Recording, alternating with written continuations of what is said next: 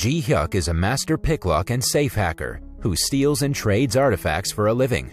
He's so good at what he does that he's made over 100 thefts but has never been caught or even suspected. At the beginning of the film, we see him on one of his missions. He's breaking into a highly secured office building to steal an artifact worth a lot of money. The safe is complex and difficult to break into, but not for Ji Hyuk. He manages to unlock it in a minute and successfully steals the artifact. He also manages to trick the guards, but when he's out of danger, he accidentally breaks the expensive artifact. All the trouble Ji Hyuk went through goes to waste, but he doesn't want to give up yet. He precisely designs a copy of the statue and creates an identical version of it. He then brings the copy to a famous antique artifact seller. The man knows the statue is a fake and refuses to do business with Ji Hyuk. However, a smart Ji Hyuk asks him if he's ever sold a fake artifact before. If he wanted to, Ji Hyuk could easily prove the seller's corrupt way of working. Hence, the man has no way but to buy the statue. Ji Hyuk's partner in crime is also his best friend, Gu In. He's a mechanic and an expert in making explosives out of the simplest items. After the last heist, Ji Hyuk is now planning to make fake bills. He's able to make a unique formula that prints counterfeit but identical bills. However, the print wears off when it's exposed to alcohol. When the plan doesn't work, the duo decides to target something else, a jewelry shop that stores diamonds worth $3 million. The task is particularly difficult because the shop is heavily guarded and has CCTV cameras everywhere. To disable the cameras, they need a skilled hacker who's willing to help them. This is where a young guy named Zhang Bei comes in. Rumor has it that Zhang Bei once betrayed his partners and sold them out for money. Still, Ji Hyuk and Gu In decide to trust him with the task because he's the best in the business. Next, Ji Hyuk makes friends with a woman named Eun Ha, who's an art expert. He takes her out on a professional date and comments on her necklace, which was a gift from her late father. They go to a jewelry shop to test the authenticity of the necklace, and it turns out the little diamond is a collectible that's worth millions of dollars. When no one is looking, Ji Hyuk slides a bag under his sofa and leaves. They go to a second jewelry shop to confirm the worth of the diamond and get the same reaction from the dealer. The shop is the one Ji Hyuk is planning to rob, so he remembers the placement of the CCTV cameras, number of rooms, and number of guards. At the end of the day, he evaluates that they have to complete the robbery in less than 10 minutes. On the day of the robbery, the suitcase that Ji Hyuk left in the shop earlier causes an explosion that distracts the guards. Zhang Bei comes into play and hacks the CCTV cameras before Ji Hyuk and Gu In enter the shop. Zhang Bei also turns off the alarm system, allowing Ji Hyuk to touch the safe without the guards being alerted. A problem arises when the guards return quicker than they thought, but Gu In distracts them by breaking their car's window. In the meantime, Ji Hyuk gets his hands on the diamonds and takes them away. The trio reunites in the car and celebrates the win. The following day, the owner of the stolen diamonds, Cho, is furious, but at the same time impressed by the con artists who are able to steal through such tight security. Cho is a millionaire businessman and a gangster. He's killed several people to get where he is today and doesn't plan to back down anytime soon. Recently, he cemented his accountant to the ground for trying to double-cross him. Cho is also planning his own heist and needs some skilled con men for it. He's kidnapped and tested several safecrackers and picklocks for the past month. However, no one has lived up to his standard yet. Now that he knows a skilled con man is somewhere out there, he doesn't waste much time before telling his people to find out who stole the diamonds. He doesn't want to apprehend the thieves, but give them a better task. For the next few days, his men keep an eye on every diamond dealer in the city and soon find out about Ji Hyuk and his hideout. Cho meets the group and offers them a 5% commission each if they agree to help him with a heist. If they do not oblige, the loved ones of all three of them will be killed. Ji Hyuk realizes that Cho thinks Eun Ha is his girlfriend, but he doesn't bother to correct them. In the end, he accepts the offer and agrees to help. After that, Cho tells them he has $150 million worth of black money in cash being imported into Korea through Incheon Customs. It's the primary point for all imports in Korea and is heavily guarded with the best security systems in all of Asia. Alongside the cash, Cho is also importing food coupons, which is perfectly legal. He wants the trio to use the coupons as a cover and bring the black money out of the customs. The team agrees and starts devising an elaborate plan since this is bigger than any heist they've ever performed. While everyone is busy, Cho calls Jong Bae for a private meeting and pays him a lot of money to keep an eye on Ji-hyuk and Gu-in. He wants to make sure the two don't double-cross him. In the meantime, the police are still looking for the diamond robbers.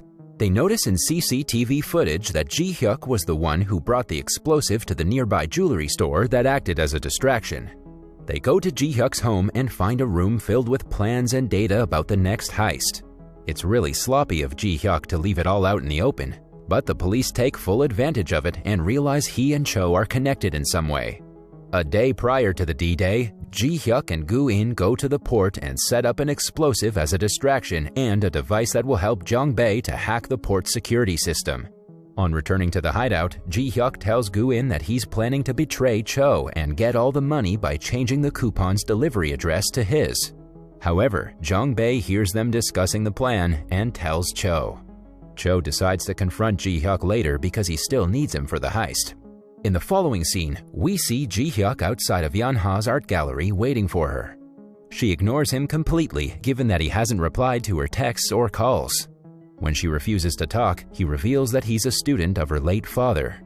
We're then introduced to the master con artist who brought Ji-hyuk into the world of crime, Mr. Oh.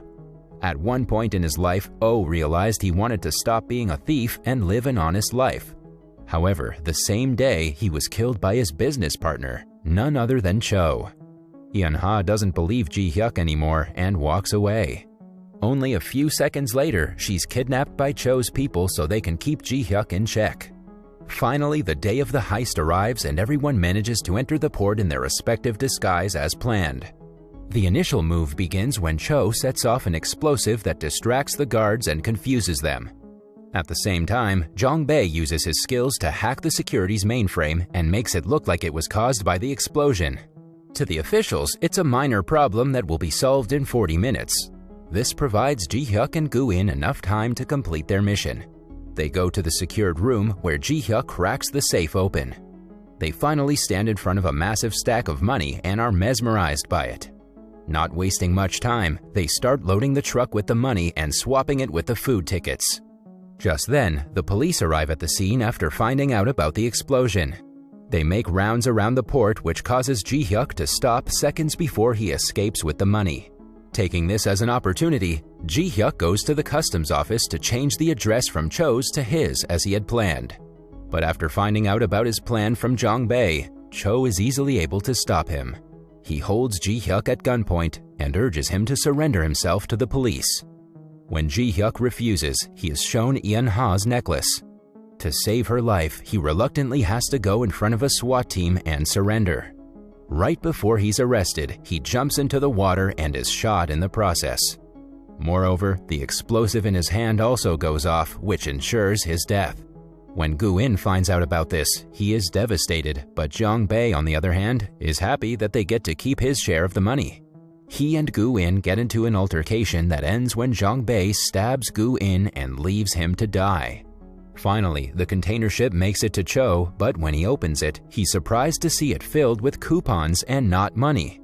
As he loses his mind over where the money went, he gets a call from Ji-hyuk, who turns out to be well and alive.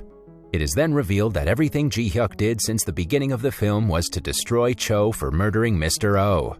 Firstly, the artifact he stole and replaced with a fake one had a microphone inside of it. He knew Cho was a regular customer of the dealer. Luck worked in Ji-hyuk's favor and Cho bought the artifact in an auction.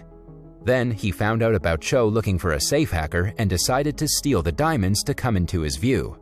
All this time when Cho thought he was chasing Ji-hyuk, it was Ji-hyuk who was leaving clues for him. Jong Bae was also with the group all along and was asked to pretend to be on Cho's side. The SWAT team that was about to arrest Ji-hyuk in the port were his own people in disguise, and the bullet was also fake. They saved Gu-in later from where he was pretending to be dead. In the end, Cho doesn't have his money, and Ji-hyuk has called the police on him. The hideout is raided right after the call, and Cho's men start fighting the police while trying to save their lives.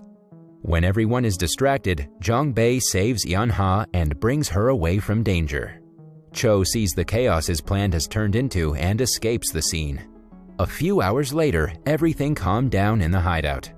Since no one is around, Ji-hyuk's people come to take the food coupon even though it's not worth a lot. But then we find out that the coupons are actually the money that they were supposed to steal. When they were transferring the money in the port, they were also printing it on the fake bill printer that Ji-hyuk created long ago. When a bill goes through the printer, it comes out as a coupon due to the oxidation, but will turn back to money when treated with alcohol. Since Cho didn't know about this, he saw the coupons and thought he lost the money when it was in front of him the entire time.